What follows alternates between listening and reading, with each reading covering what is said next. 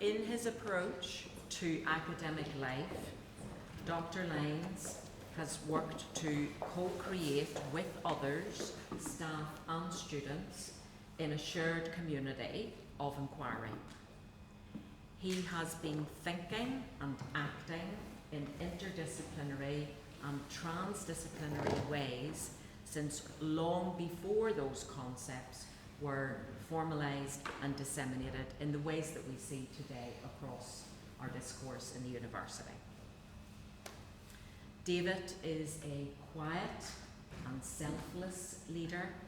His constant endeavour has been to include and enable others, to build working relations, to improve processes and outcomes, and introduce innovation for transformative change.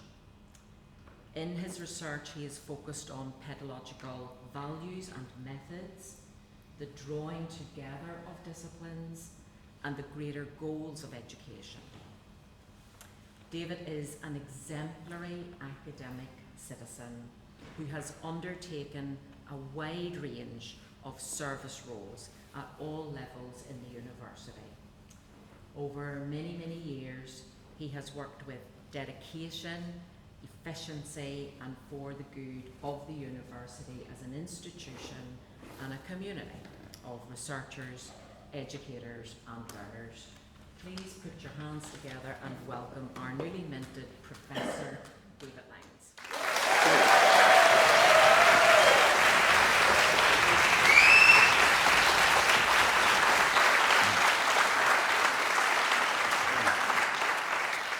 Thank you so much. Nuala, can you hear me? Yes. The microphone's going? Great. Really appreciate that introduction. Erere te manu, erere te manu, erere te manu. The bird flies. Tēnā koutou kua hui hui mai nei. E mihi ana ki ngā mana whenua, no pē whai rangi me hora whenua, hoko tūpuna, ko David toku ingoa.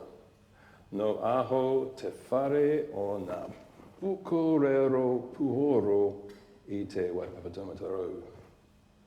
I'm from the School of Music. Kei te perangi aho ki te whakanui I ngā kaiako waiata o mua. Tēnā koutou, tēnā koutou, tēnā tātou katoa. Kia ora. And I want to pay tribute, I want to pay tribute to 4 Māori kaiako from when I worked at the Auckland College of Education. George Parakowhai, Rua Pipi, Mahia Wilson, and Greg Tata. And they introduced me to this waiata, which we're going to sing. This is a music celebration after all. E hara. So, etu. E hara e te mea, no nai ne te aroha, no nā tūpuna, tuku iho, tuku iho. Lovely harmonies I can hear. Te whenua, no he aronga mo te iwi, no ngā tūpuna, tuku iho, tuku iho.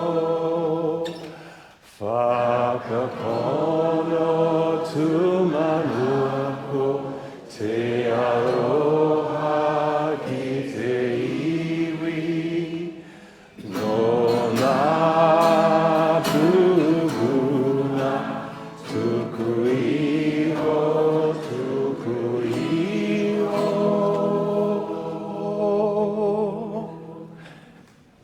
Thank you.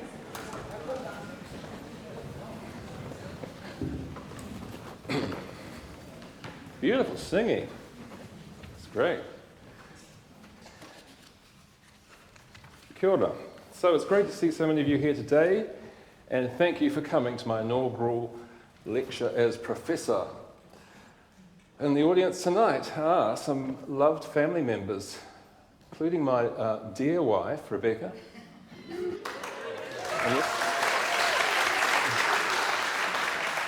As you know, if you have a partner, it's very hard to get through life without them.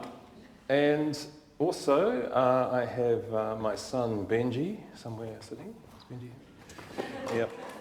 And also, I have two other children, or we have two other children, Christopher and Annie. They both live in London, like most of the other 20-somethings at the moment. Yeah. And I also have my mother, Alison Lyons, over here. Alison, great to see you. She is, Alison is 93. She was my first piano teacher, and she gave up teaching, I think, maybe when she was 90. That be about right? Yes, so she taught for quite a long time, yes. In the big city of Levin, yes.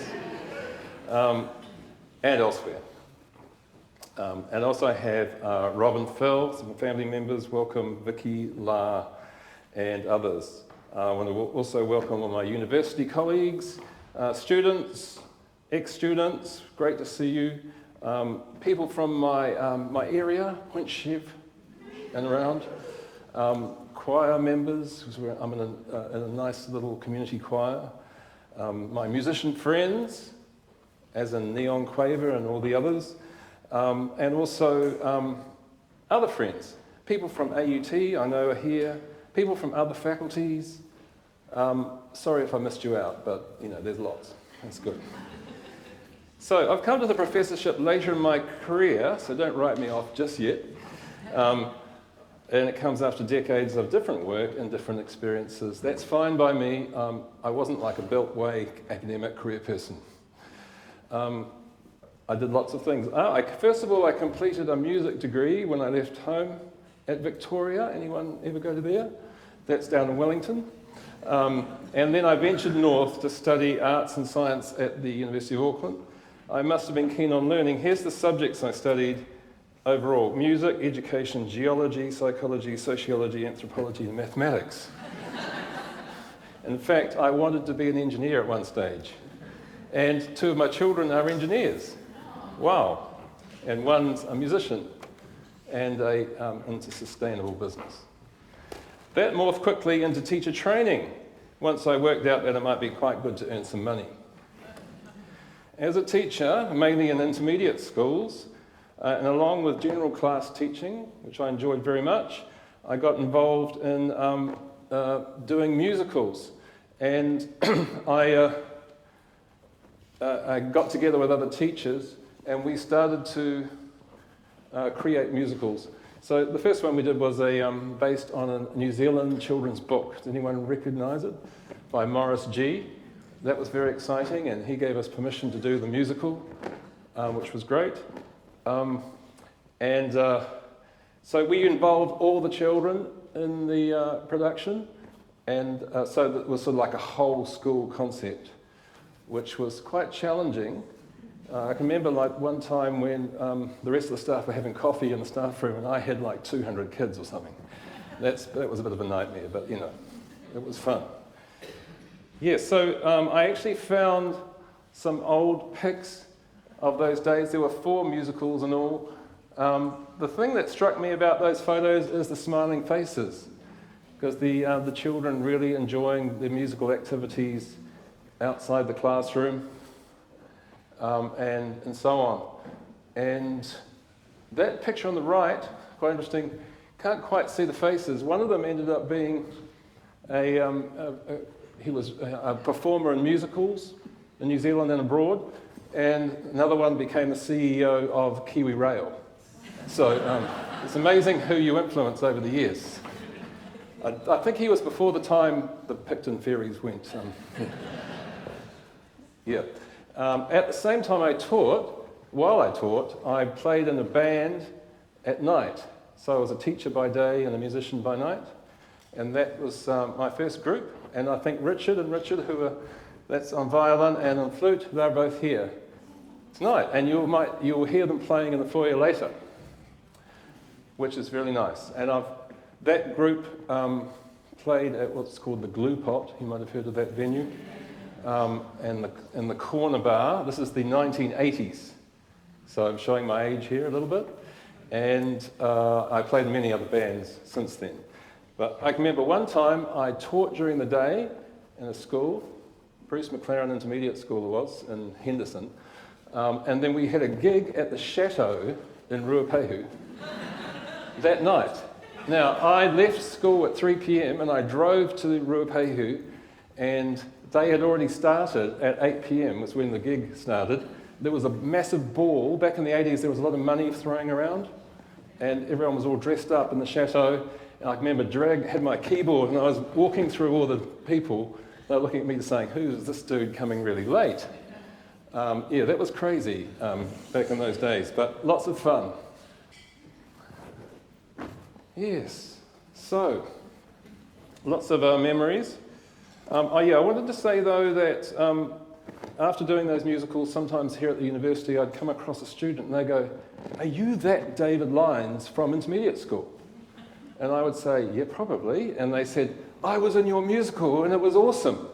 And they were like a 30 or something, you know. And I thought, wow, that's so cool. So it's great when you're a teacher. You're kind of infamous, but you're famous, but you're not. But I think famous in really important ways. So now that I look back, I think these experiences connected people in and around music, and they connected people with stories involving working closely as teachers and students in a way that generated a passion, not only for music, but for life and learning in general.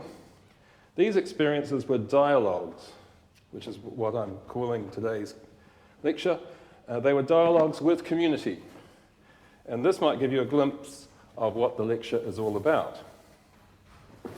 Okay, I'm going to play things every now and then, because this is a creative lecture, right? I used to be a restaurant pianist in London, and I really like playing away from the music. So every now and then, I'm just going to play, just to give you, make you chill a bit.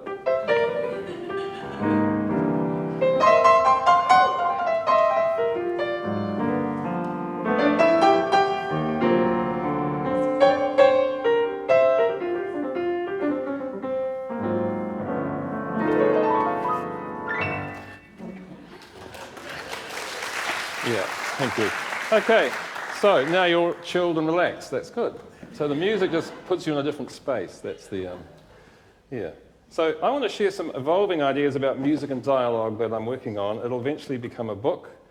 The lecture is a mix of music making, as you can see, with other people, and talking. So please treat each moment as a provocation. There are no great answers. It's not like at the end of the lecture you go, okay, the answer is bong. It's nothing like that, right? It's more of a question at the end. What do you think? Let's have a dialogue about it. So I'm putting out the ideas, which is how it should be, I think. There's going to be different dialogues in the next hour. There's 7 dialogues. Some of them are totally musical. Some of them are just talking. Some of them are a bit of a mixture from some of the guests are my students and fellow musicians. But some dialogues will be just me talking to myself. So I might need therapy, perhaps, but yeah, I quite like doing that sometimes. Some will be with my postgrad students, musician friends. Some will be music, some discussions, and some will be with people who are no longer with us, actually. So just to make you think, really. Hopefully at the end you might have a response. It might be due to the main message, it might be due to one of the pieces, it might be due to something that was said. My main aim is to start a conversation and thinking and hopefully more creativity around this topic, about making music, about learning music, being a community of learners, about taking music and art seriously in education, about different ways to think and ways that are arts-inspired in education. Okay. Music, education, and Dialogue. Oh, it's the other way around, never mind. Our lives are filled with thousands and thousands of dialogues of all kinds. But what do I really mean by that? Perhaps the simplest way to think about dialogue then is a conversation. That's an easy way to think about it. An interaction with someone, a quality interaction, you would hope, with two or more people. Although I've said that I'm going to do a dialogue with myself, but we'll talk about that later. So conversations happen all the time. They're part of our life. Dialogue tends to be a more open conversation, though, doesn't it? I think you know what I mean, in which people are listening, hello, yeah, that's good, and talking, yeah. So, okay, that's helpful for a start. But some of you might know that I studied philosophy and I did my PhD in the philosophy of music education, so I like getting more conceptual as well. So dialogue is also a way of being. Humans are social beings who thrive on relationality and connection. Dialogue, then, is a natural way of being for us as humans. Like, for instance, when you think about a new baby and the parents, there's a natural dialogue starts there. In fact, it starts before then, doesn't it? Yeah, so there might be two ways to think about dialogue, just for a start anyway. The psychological material way, okay? The actual interactions, the connections, the relationships, conversations, the music, and so on.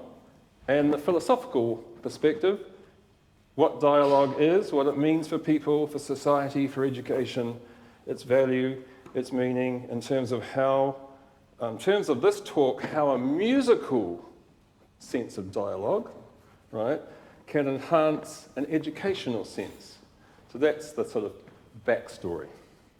There's a close-up version of dialogue and a further away version. Okay, so let's move on. The idea of dialogue drew interest and concern of the post-World War II theorist, philosopher, thinker, Hannah Arendt. Now, she was a German Jewish woman who was concerned about totalitarianism and fascism in modern society. Anyone concerned about that at the moment? In the book Human Condition and the Life of the Mind, both books, she puts forward the idea of a need for an internal dialogue to cultivate self-reflection and moral responsibility and the greater need for active participation in society. She argued that in contrast to totalitarian movements that led to public control, dialogue allowed the realization of freedom through interaction with others in public spaces. I like that quote. She's saying here that through interacting with others in public spaces, we might start to realize, grasp, take hold of a sense of freedom. Freedom to do what? Freedom to learn, to express yourself, your ideas, your creative offerings, your musical offerings, your artistic expressions, feeling empowered to do something, to have agency, to have voice and to act. There's a lot of things. Public spaces are the communities we act in. These are the spaces of our daily life. Of course, a lot of them are online now, though, aren't they? As well as face-to-face, where we share with others and offer our creative work and ideas. There's a freedom in being able to offer something, let's say a song, because I'm a muso, that's what I think of, and be able to share it, to be listened to. Feel that something more could happen as a result of the sharing. But these times of sharing can be hard to enact, and we need people to care about them, to be ethical and value them, value the interactions that we have and that our students have. Now, this relates to work done on care. Janet Mansfield's written on care. Janet's here. And so has Nell Noddings, who writes a lot on education and care. Okay, so these are very basic points. Does it sound a bit basic? But before we go on, let's just go to the piano again.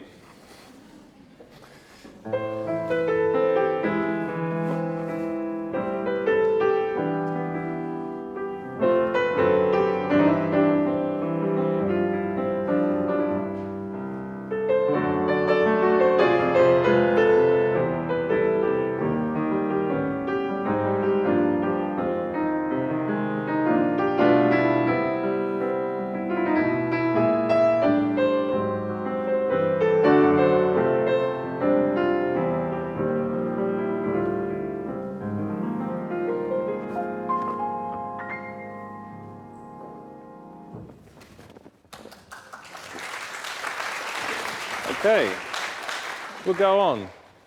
It's just interesting that the theorists I'm talking about today are post-World War II. But Martin Buber is an Austrian Jewish background. Similar to Arendt, Buber was interested in resistance concepts against Nazism. And he developed his own philosophy of dialogue. One of the key things for him was that dialogue was an encounter. Sounds kind of normal, doesn't it? The encounter relates firstly to humans, meeting other humans. He was quite a deep person, and he wrote also about encounters with other things on earth, around the world, nature, God, music, technology, that kind of thing. Buber notes there are different kinds of relationships. He thinks we should seek authentic relationships through committed engagement. So this is not just communication, but really engaging and transforming. So he would say that if you get on with someone, let's say you have good dialogue, that transforms you and them, makes things better, right? I kind of agree with that. Sounds weird, but I think I agree with it. So he's saying that these active relationships are meeting places, struggles sometimes. It's not always easy, for shared meaning and are very basic to us in life. He called it the I-thou relation, or I-you, if you like. We can't exactly know what the other person is thinking, feeling, perceiving, knowing, but we can lend an ear, can't we, to it, be open to it. Of course, I'll never know exactly what someone else is thinking. I don't think I actually want to. But we can lend an ear. So actually, whenever I think of this, I think of that movie Crocodile Dundee, and when he goes to New York, and he's kind of walking around saying, "G'day, mate, how's it going? How's it?" And does his Aussie thing, and the New Yorkers are just like carrying on with their life, ignoring him. And he's open to something, a connection, but they're just too busy being New Yorkers. Yeah, so who else might be interested in this genuine interaction? Hello, maybe a creative person, that would be good. Maybe an educator, yep. Educators probably need to know what the other person is thinking, yeah. So that's good for us in education. Buber noted the difference between dialogue and monologue too. So, monologues, yeah, so do you ever have monologues? That's when you're talking to someone and they're going on and on and on, and they don't say, "What do you think?" Yeah. Maybe that's just me as a person, but I get a bit tired of that. So monologues. If we do too many monologues, Buber said, that becomes an I-it. So that person becomes an object, I just want you to do that, I don't really care, just do it, that kind of thing. Does it sound idealistic? Okay, I move on. Buber's concerned about when a potential I-thou, that's the I-you one, the good one, turns into an I-it. That's the bad one, right? So now what happens in society that turns people into these robots or whatever, like just treating each other like non-human beings, that kind of thing. So here's the starting proposition of my lecture. Creative work in music invites quality dialogue, right? Let's just throw that out there, see what you think. Riffing off Buber, it could be a good song, couldn't it? We could say that music is a potential encounter, a key source of good dialogue. It's rich in things that are humanly expressive. I've got to watch I don't do this, right? Is socially interactive, based on listening and sharing music. And Kirsten Locke said a really good thought here, turning our ear to the other. By music, I mean engagement in music of all kinds, playing music, singing, listening, being with others, enjoying music together, and also learning music. And this includes, this is a big fuel for everyone, even people who are non-musicians.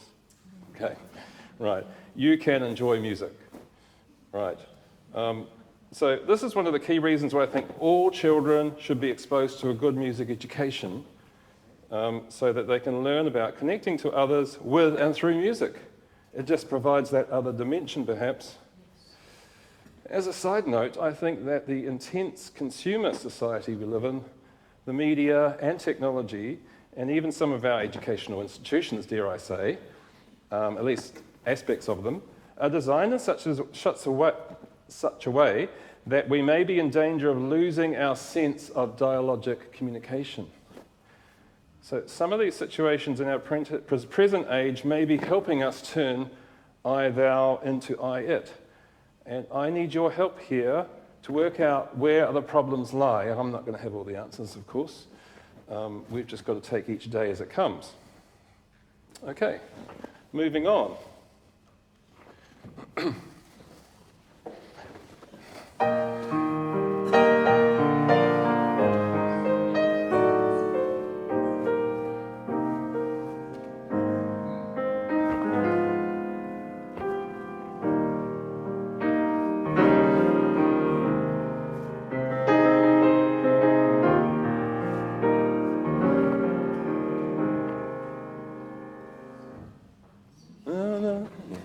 You feel like singing? That was the introduction to a famous song, Bridge Over Troubled Water.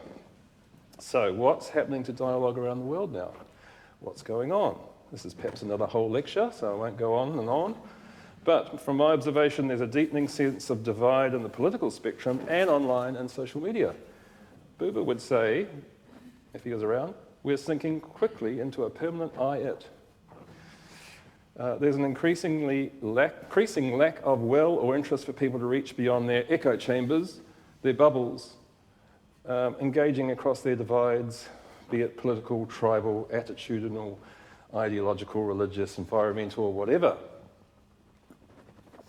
Am I on my own here?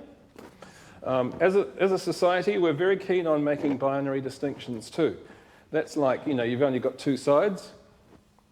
Things like, okay, all theory and no practice, or all practice and no theory. So all practice and no theory would be like all teachers should go to schools and just learn in the school and not learning any knowledge. Or should it be a blend? Right wing or left wing? Didn't they used to talk to each other sometimes? Yeah. The arts and science, another binary. What's going on? Have we lost a sense of dialogue and dialogic pedagogy? And has music, this great socially connected art form, lost its dialogic sense? Maybe a bit. Has my thesis got a little bit of hold there? Okay, so what's going on? Let's look at the music world. So these are just generalizations, but I have read articles, so don't worry. We have increased commodification of music products, streaming, events, concerts. In fact, in my career here, I've noticed it's more and more intense, right? Leading to a culture of music objects or products. We have increased fragmentation of music, cultures and genres, subgenres. Like, apparently Spotify has 10,000 genres. Goodness. We have a harder sense of disciplinarity now with music, despite all the talk about interdisciplinarity and transdisciplinarity. By harder, I mean music, the arts and humanities are increasingly separated from other forms of education through a discourse of departure, going. And so how can you learn to be a musician in all this sort of goings-on? Just threw that in because I liked it. Yeah. So, yes, but there's a lot of research on this crisis of the arts and humanities, and that's just an example. There's tons more, but I just wanted you to know that I'm not just talking off the top of my head here.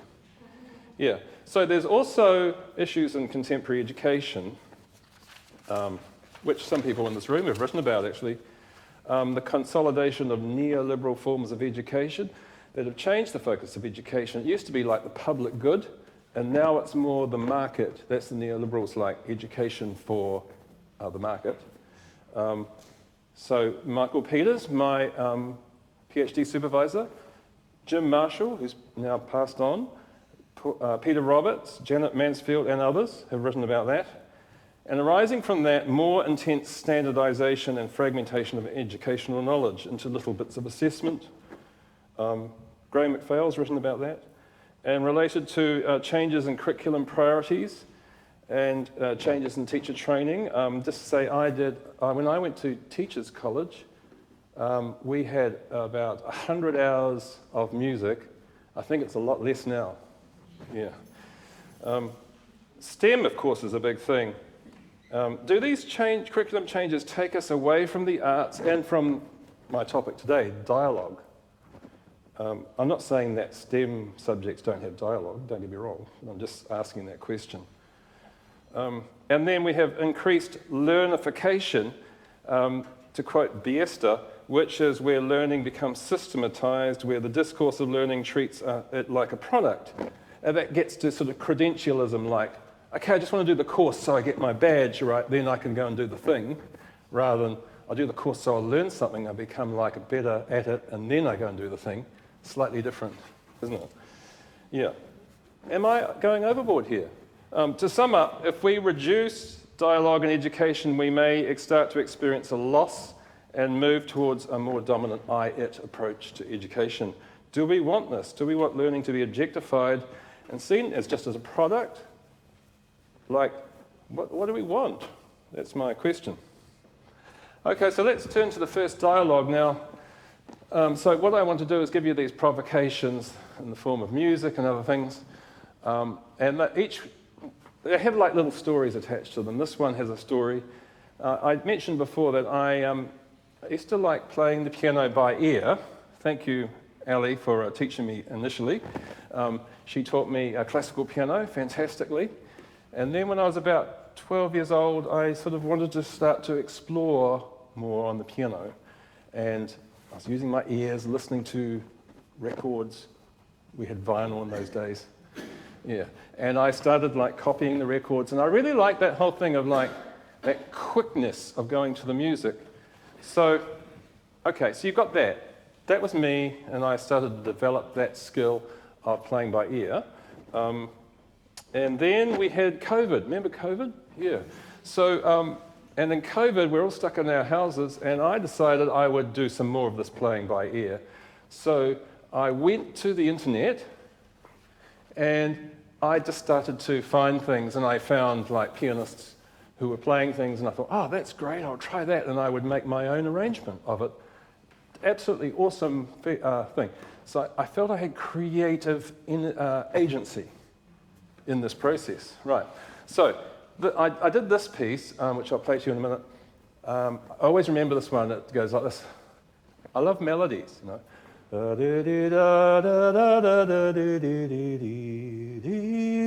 Anyone know that? Right.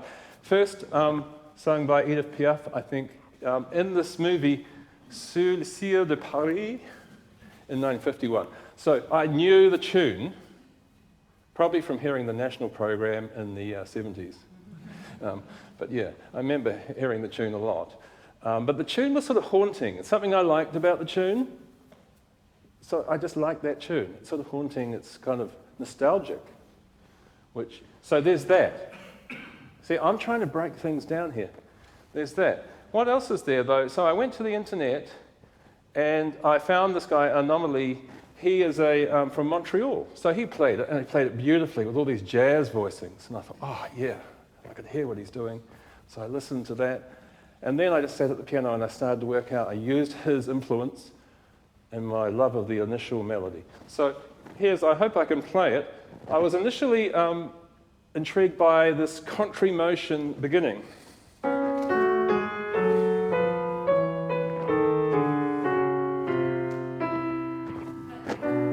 Yeah, that's it.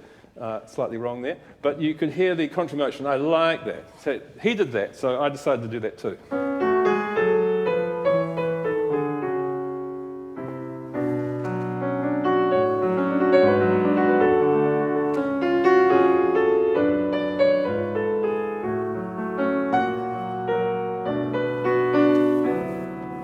A few jazz chords in there.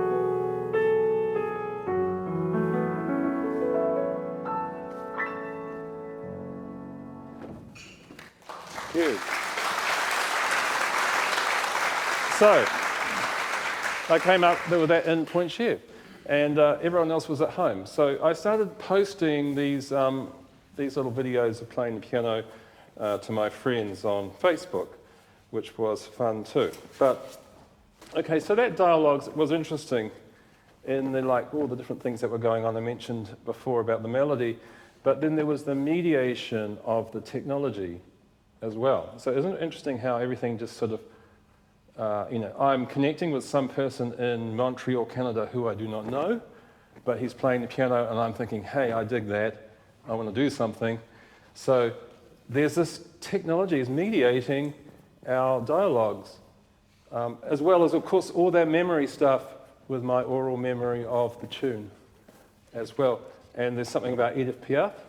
And I always remember actually my father-in-law, who loved post-war, World War II music. And I always just sort of associate, there's something about that too with that song. So, yeah, so all these different connections we have to these pieces.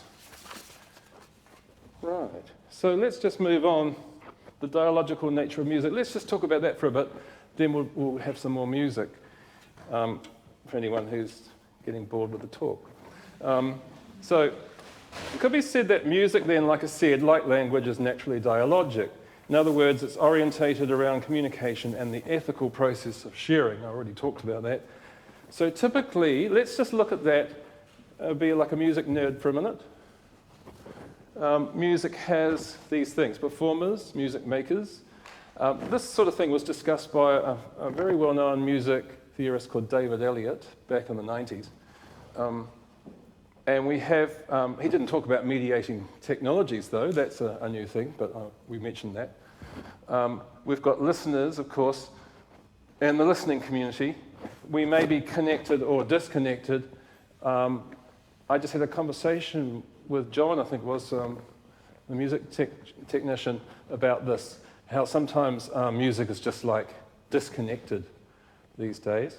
But and our listening and performing can be done in a community. Like if you perform in a group, that can be amazing because you're performing with others, and you can listen in a group too, can't you?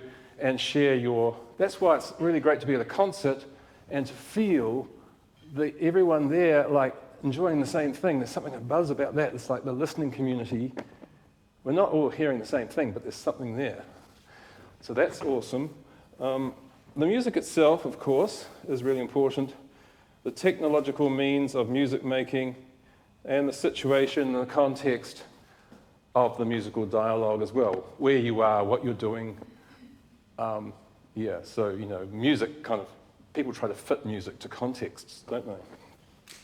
Also, some other people like annoying people with different music to put them out of their comfy zone. Yeah. So there's all these sort of different scenarios. So I would say, if you look at that, there's a real setup, isn't there, of dialogue, right? Of what I was talking about before. So let's just talk a little bit more about dialogue. So you've got the literary theorist Mikhail Bakhtin, who wrote about a novel in dialogue. So his main thing was like when you're reading a novel, there are all sorts of threads coming at you. So the novels, there's the plot, but then there's all sorts of themes in the novel, and so there's different discourses and different language modes and everything. So there's layers. Would you agree? It's not just one thing like the story. There's lots. Yeah. And also, then there's your life experience and what you bring to it as well. So he calls that the creative moment of dialogue, or dialogism. And he said quite a nice musical term. He says, when you read a novel, it has a polyphony of voices. I like that because it was a music term, polyphony of voices. Also, Freire, the Brazilian educational theorist, he was into dialogue too, and he suggested that we needed to think critically about what was going on and reflect. So have this critical reflection, question, and leading to transformation, because we may be like, might be biased, or we might have, there might be issues of power, and so on and so forth. So we need to be discerning, perhaps is quite a good word. Yeah, so let's go back to the music. We have all these things going on in music. Music has narratives and semiotics. That's like signs. Music reminds us of things. It has design and form. All these different things. I'm just going to whack them down there. All those things. So the dialogue could be with any of those things, right? If you're in a particular place, if you're an educator, you might be like planning this, but there's some really amazing dialogues between these things in music. So music has so many different layers. And it's a little bit different from language in that it has more of these sort of nuanced layers, which are so deep and so thorough and amazing. Yeah, so that'll be in my book anyway. You can read it next decade when it's finally out. Yeah.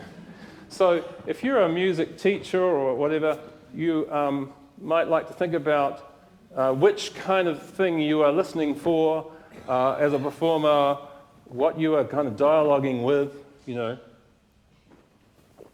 I like that. That's for the rock and roll people who might get that joke. But you have to make a decision, you know, don't you? You choose. And you go on a pathway.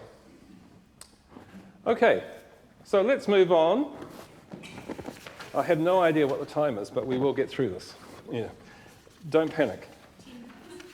10 minutes to go. All right. Okay, it's going to go over time just a little bit, but there will be time for drinks, I promise. Whakapapa, dialogue with an ancestor.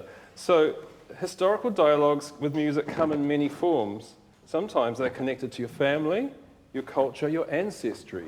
So I have a little short dialogue to share about my great-grandmother, Annie Pollock. So Annie is my mother's grandmother, or was, yeah. It's a musical dialogue too. I have become interested in finding out more about the stories of my ancestors, and I've discovered that if you dig around, you find musical threads in those stories. So my great-grandmother, her name was Annie Pollock. She was born in 1872 in Glasgow, Scotland. And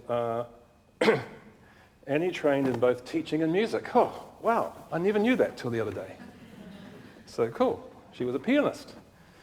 My cousin found some interesting documents showing where Annie trained as a young 21-year-old woman in Glasgow.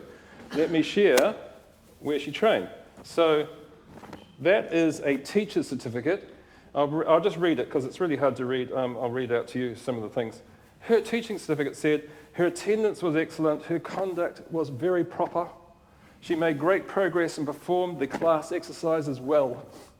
She studied drawing with great care in the Department of Science and Art. She displayed model drawing on the blackboard. She obtained excellence in penmanship. She was an excellent student. It was declared that she will be a most acceptable and successful teacher. Great. What a find. Yeah. Also, she graduated from music school. It's called the Tonic Solfar College of the Tree Church Training College in Glasgow. So Solfar is like, it's a music training system. Do, re, mi, fa, sol, la, ti, do, right? You would have heard of that perhaps? People just think the sound of music. Yeah. And my cousin also has a notebook. She's got planning a music lesson in that notebook. That's really cool to see.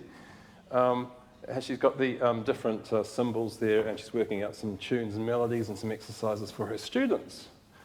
Awesome. Yeah. So there's more to this. Annie also had a male friend. His name was David. Yeah. Yes. Same name as me. Also from Glasgow. And they had some eloquent and caring love letters together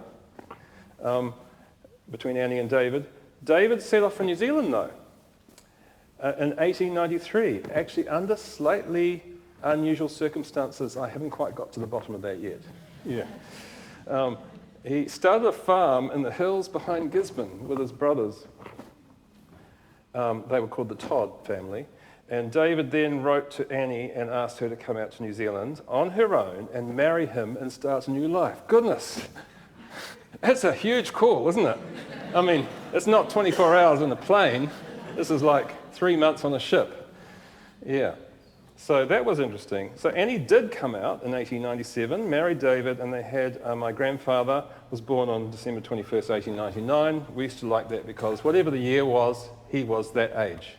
1962, he was 62, you know. There was an interesting music part to Annie's journey to New Zealand. Annie indicated in letters to David that she wanted to bring her piano on the ship. Annie must have wanted the piano as a source of comfort. Imagine coming from Glasgow to New Zealand and I want to bring my music, my piano. So here's David writing to her, your plans as to the piano will be all right. Try to ship direct from Glasgow to New Zealand. It will be transshipped into the colony. But the less knocking about, the better. Don't forget to fill it up with plenty of packing and blankets. I suppose so it doesn't get knocked around and that kind of thing. Annie arrived with her piano, married David, and they quickly had 2 children. The oldest was my grandfather, James, who's Alison's father. But things didn't go well for Annie after that. It's quite a sad story in the end. She was troubled by something, we don't really know what it was, and on December the 22nd, 1902, just when my grandfather was 2 years old, she fell off a cliff near her property and died. The coroner wrote that she died of accidental causes, but we don't really know. Many decades after that, one of my cousins, Sarah Pearce, a New Zealand actor, flattered with Jane Campion, New Zealand film director. She told Jane about Annie's story. Subsequently, that became the impulse behind the New Zealand film called The Piano. Is anyone... I'll play you just a few bars of that. Goes like this.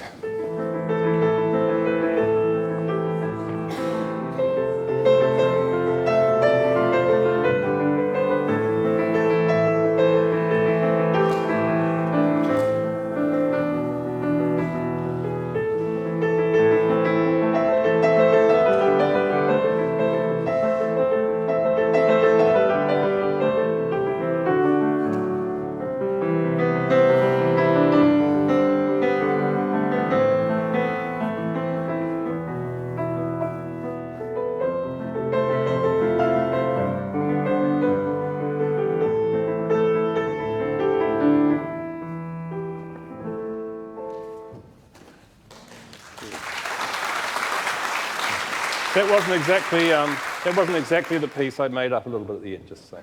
Okay, musical dialogues move with us in different ways through different creative media and different life connections, sometimes directly as if passed on clearly from one generation to another, other times indirectly through thoughts, emotions, feelings, actions, passions, desires. Musical dialogues impact us in ways that are direct or concrete and in other impressionistic ways through creative fiction and film. Okay, let's go on to another dialogue now. I'd like to invite Lou, who's my PhD student. Is she, where's Lou? Ah, there you are. Please, Lou, I want Lou to come down. Now, the reason why I'm going to ask her to play a very short piece on the guzheng here, which she has very kindly brought. So Lou's my PhD student. I call this a teacher-student dialogue. So we've been working on her PhD topic for a few years now. Thanks, Lou. And the thing is, we haven't really discussed her music playing much. And I think, how terrible is that? I want to have a dialogue about her music playing. So I invited her to, yes. So the first thing she said to me was that you need to have the guzheng around the right way. Yeah. Yeah. Okay, Lou, thank you very much. Yes, I'll give you a hand.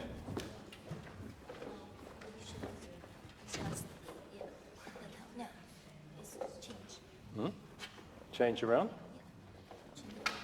Oh.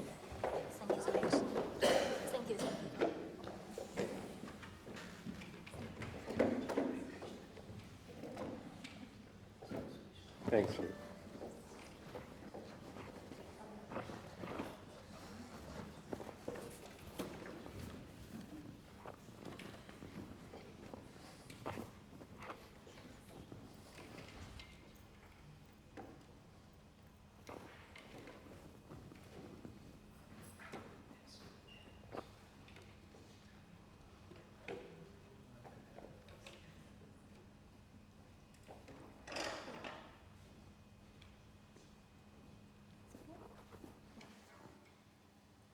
This song's name is Ocean Fishing Boat in the Evening. It's actually the Chinese classical pieces, and it's widely spread and influential Wuzheng solo in China. Yeah, that's it. Thank you.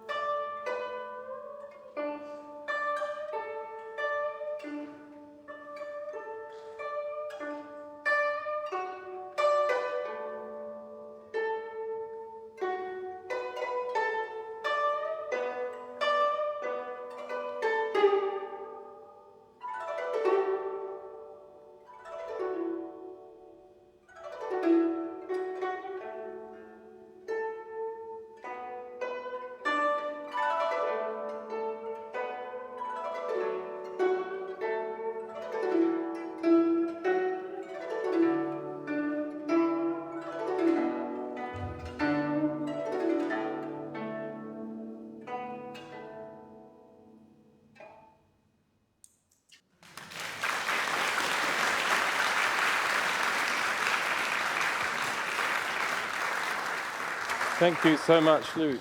I just wanted to thank you. That was beautiful. Yes, thank you, David. I just want to ask you, because you did mention a little bit in our last meeting, what does that piece, what's the significance of that piece? What do people think about that piece in China? Yeah, as I said before, As I said before, it's very famous, the traditional songs pieces in China, and is actually since 1819s, these songs, and is described portrays the people they they get together coming and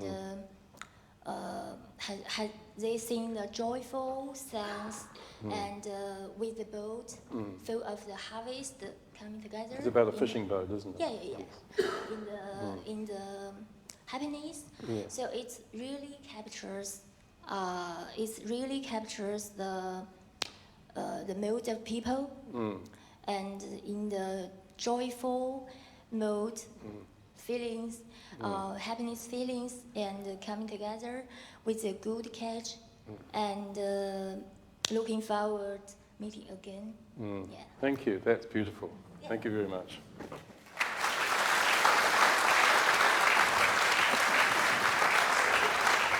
And Lou told me that she won an award playing that piece when she was 7 years old. That's why she wanted to play it. That was her chosen piece. And also her mother who was a surgeon, used to play that piece in the car going to work when she had her night shift, because it made her feel peaceful, because she felt all kind of tense. And, yeah. So I never knew that. And I spent 3 years talking to Lou about her PhD. Now, Yeah, so the dialogue made things happen. Okay. Now I realise some people might need to go if we're over time, but just slip out if you need to. The next dialogue is an autoethnography about conflicting piano passions. This is like a research dialogue. So recently I've started writing autoethnographies.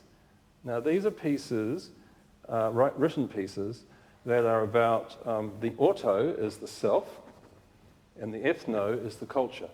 So it's like a dialogue. An autoethnography is a dialogue between the self and the culture. Okay, so but you've got to have a decent topic though, otherwise it's kind of boring. Yeah. So, because otherwise people would just write about themselves and all the, navel gazing. Yeah, so it's got to be something interesting. So what I want to share with you is just a little story about myself and my piano teacher, Judith, her name was, in Wellington. And we had different passions for music. And it's about this teacher-student difference of passion. Yes, so that's what this is about. And I think there's something to be learned about this, about the teacher-student relationship. I'll just give you a little snippet of it because I know that I still want to get 2 or 3 more dialogues and then we're done. Yeah, so let's go.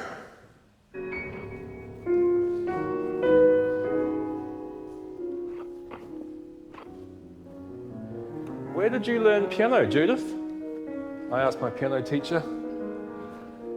Judith brightened up. She was delighted to be asked about this. Oh, I went to London first, on a scholarship. Oh, to the Royal Academy, she said. Oh, what was that like? I probed. The memory seemed to kindle something in her. She bristled with passion, actually, the thought of it. Oh, it was wonderful, David. It was really hard, though. Really, really hard. What do you mean? I just come up from Levin, Well, I was a young woman from New Zealand. Everything was so fresh in Europe, so new and exciting. But to excel on the piano, you had to work. You worked hard. There were other young pianists there from all over the world. You needed to be noticed, to be special. Then I moved on quickly to Italy. I worked with the most wonderful teacher. That was like living the dream. Her face lit up with enthusiasm of her voice. It was all about the music, she said. If you loved music, it was special. You worked hard and your work paid off. It's impossible to be perfect, David. But we're only human. But the process of trying is intoxicating. You can never quite reach what you want to reach, but you're there to try. I hardly saw my teacher actually in Italy. He was a concert pianist. He was gone doing tours. But I loved it. The atmosphere in Italy, I took it up like a sponge. The museums, the art, the ballet, everything. Quite different from little old New Zealand then, I said. Oh yes, a world away, she laughed and smiled, retaining the pleasure of the memory one more time. But that's enough of the talk for now. What have we got today? Let's hear your bark.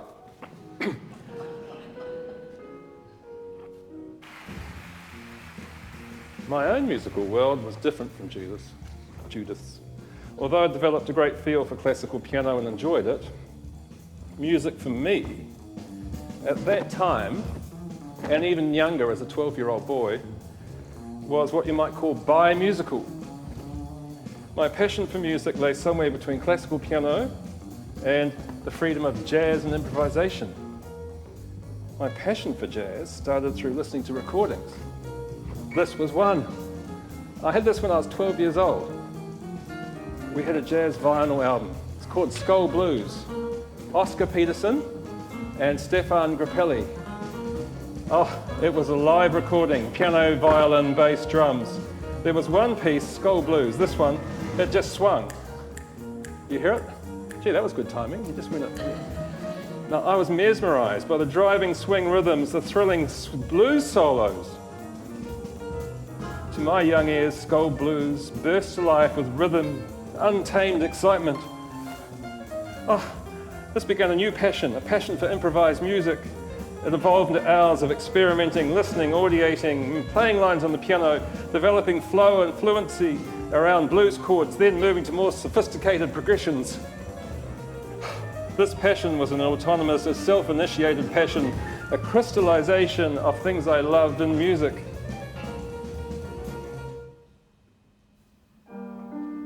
Play these 2 bars slowly, instructed Judith. Back in Judith's lesson, I was studying the G minor Bach fugue.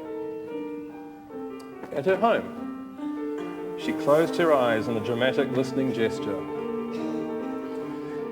and I obediently began to work my way through Bach's carefully constructed counterpoint design, which consisted of 3 moving, interweaving melodic lines. Play it again and listen. Listen to every note, every sound you play. Play it again and again and again. I was a good boy and I did that. Do this at home over and over again, she said. Make it like liquid. Okay, I said. Later that evening, I practiced the Bach on my own. I started to play it slowly, considering the sounds, each figure, each gesture. Bach's wonderful at creating independent lines. My ears, mind, and fingers enjoyed feeling the tactile movement of the melodies. I felt like I was leaning and learning the close-up qualities of Bach simply by playing them. The bass line moved gently and plodded along them with the tempo, and then, as if it needed an identity, it began to move around. This movement unfolded under my fingers. This task of close listening, of intimately sensing the sounds resonated with me.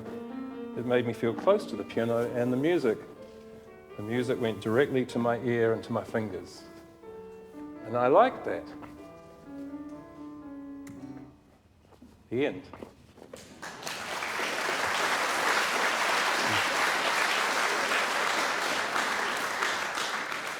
Okay, so that was my teacher-student dialogue with my piano teacher. We're up to dialogue 5 now, improvisation. So we're nearly done. Improvisation, yeah, so as I said, I've always been fascinated by it, improvisation. So there's all sorts of music making, there's performing, listening, arranging, composing, all these things that we can do. And I actually think they all have this element in them. But improvisation means that the dialogue is kind of there in the open, right there. So that's the special thing about that. It actually is there when you're listening to, and when you're performing a notated piece or a composition, creating a composition, it's there too. But in improvisation, sometimes it's really clear. So this is a bit of an experiment. We're going to do a little improvisation now. Could I invite Nigel and Kingsley down, and we're going to do a short, free improvisation. Thank you.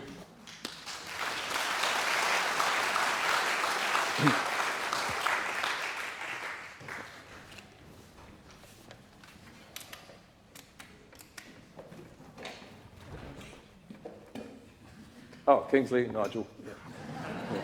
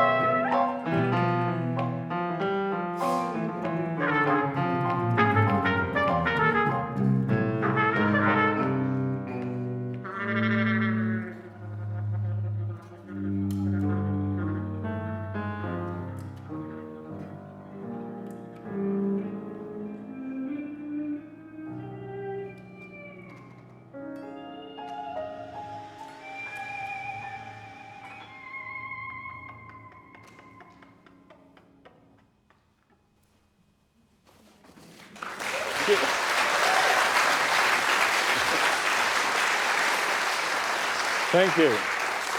Please stay there, guys, because we're going to do another one in a minute.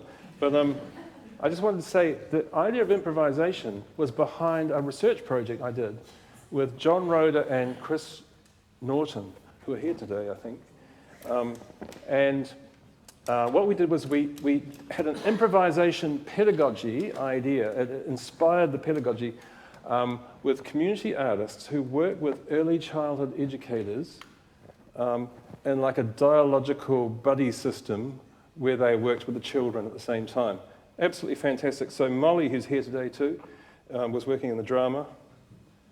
And we had Adrian with dance. I don't know if anyone knows Adrian. He works with special needs children. And Kirsten with music, who lives on Waiheke Island, does music workshops there. And we had a Māori centre, Te Puna, which was wonderful, and they wanted to do a special thing at Maungawhau, Mount Eden. And we had parents, communities, all sorts of things happening. So it all just kind of was organic and grew. This was a research project done in 2014, way back then. Fantastic. And the teachers really noted that the kind of more relaxed way in which they were able to redevelop their arts teaching skills through working with these community educators was really something. So that was called MAPS, Move, Act, Play, Sing. The second to last dialogue is, to provoke you with, is a dialogue with a machine. Okay, the dialogue with a machine, because I wanted to put this in because we're dealing with this more and more in music, and of course we're dealing with this more and more in our everyday life, aren't we? When we're glued to our phones, the robots might be doing something creative, but what about us? You know? So, glued to our phones. So, this is a big issue, isn't it, in terms of dialogue and contemporary society. So, here's a music dialogue with a machine based around a jazz piece called Footprints. So I'm calling it Machine Footprints. It's good because I'm using my feet. Okay. Thanks.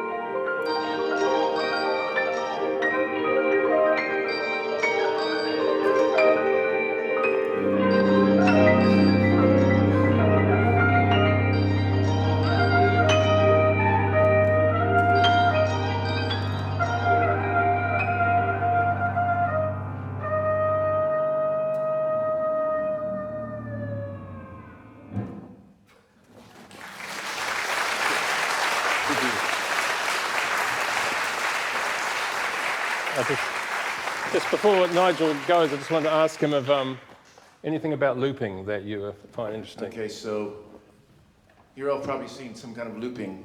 It's more common in recent times, but before I could even play the guitar, I used to have 2 reel-to-reel tape machines. I saw on the back of a Brian Eno album how to hook them up.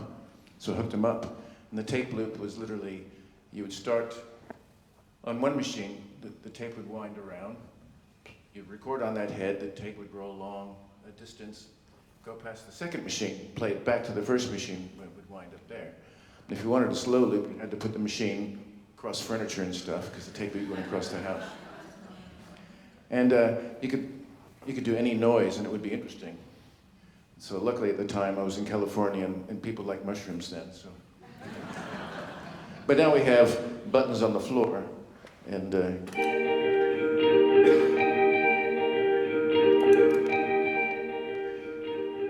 it's a lot of singer-songwriters will perform by themselves, and you'll have this huge sound.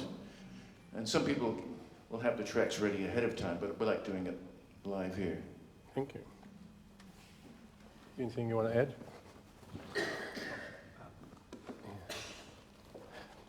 Do you think... That's awesome. Yes. Okay. Yeah. Right.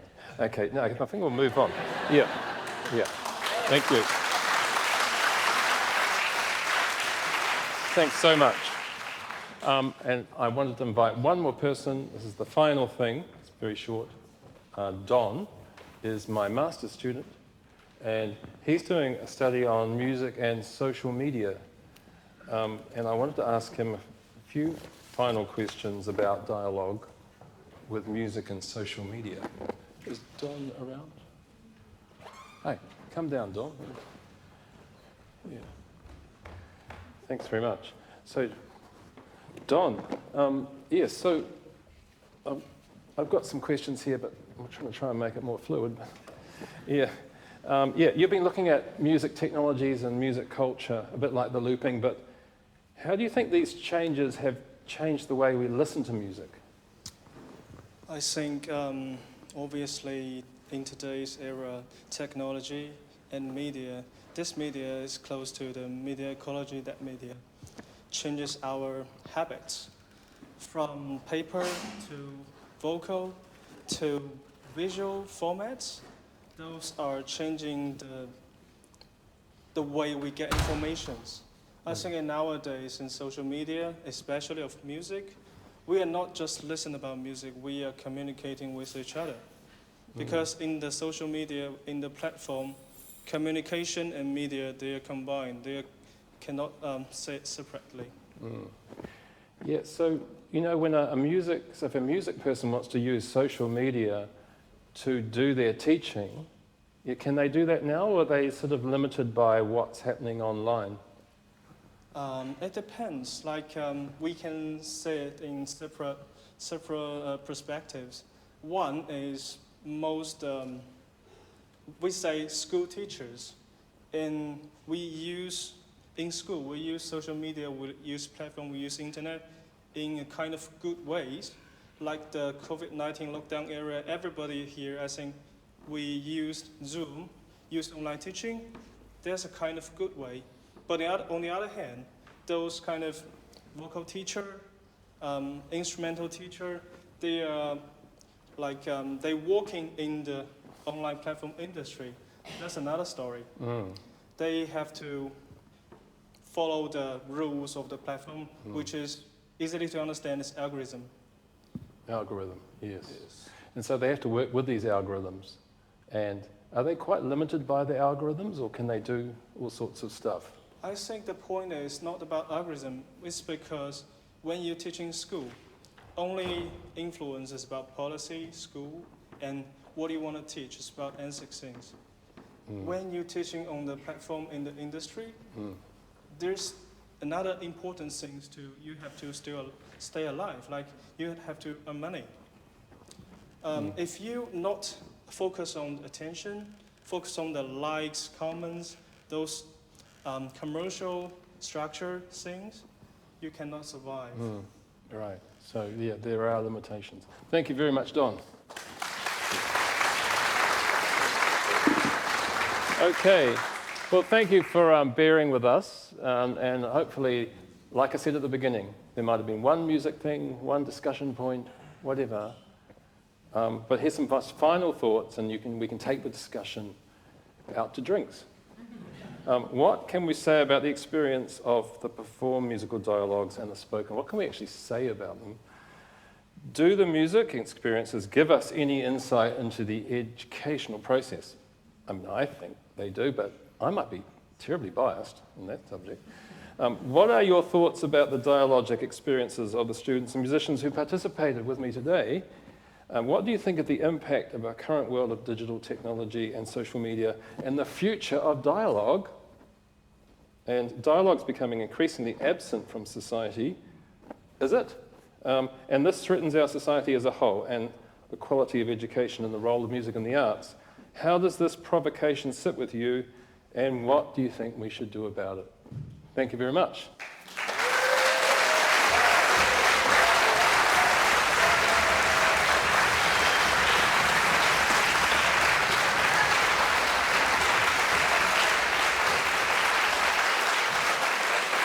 Thank you.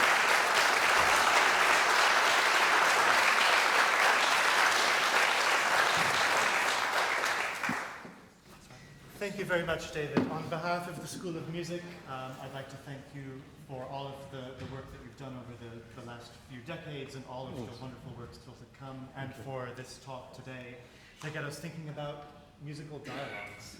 And we've got a bottle of something for you. Guess what? Guess what? Both of them. Right, thank you. Yeah, cheers.